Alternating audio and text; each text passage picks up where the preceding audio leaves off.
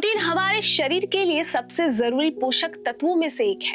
यह मांसपेशियों के निर्माण, हार्मोन और एंजाइम के निर्माण के साथ साथ बाल और त्वचा के स्वास्थ्य के लिए भी बेहद महत्वपूर्ण माना जाता है। अक्सर लोगों के मन में यह सवाल रहता है कि उन्हें रोजाना कितनी मात्रा में प्रोटीन लेनी चाहिए।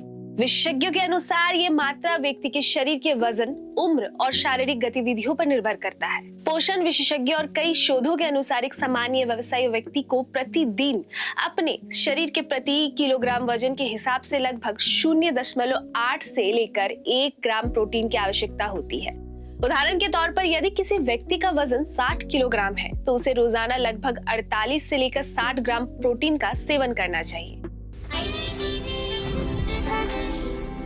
नमस्कार, जोहार, स्वागत है आपका आईडीटीवी इंद्रधनुष में। मैं हूँ शुभमिता। हालांकि यह मात्रा सभी लोगों के लिए एक समान नहीं होता। यदि कोई व्यक्ति शारीरिक रूप से अधिक सक्रिय है या नियमित रूप से व्यायाम करता है तो उसे सामान्य लोगों की तुलना में ज्यादा प्रोटीन की जरूरत हो सकती है। पोषण संबंधी कई अध्ययनों के अनुसार जो लोग नियमित रूप से जिम या स्ट्रेंथ ट्रेनिंग करते हैं उन्हें मांसपेशियों के मरम्मत और विकास के लिए अधिक प्रोटीन की आवश्यकता होती है। ऐसे लोगों के लिए प्रति किलोग्राम वजन के हिसाब से लगभग 1.2 से 1.7 ग्राम प्रोटीन की जरूरत बताई जाती है। वहीं एथलेटिक या अत्यधिक शारीरिक गतिविधियों में शामिल लोगों के लिए मात्रा 2 ग्राम प्रति किलोग्राम तक हो सकती है, जिससे शरीर के ऊतकों की मरम्मत तेजी से हो सके। बढ़ती उम्र के बच्चों और किशोरों को शरीर के विकास के लिए अधिक प्रोटीन की आवश्यकता होती है।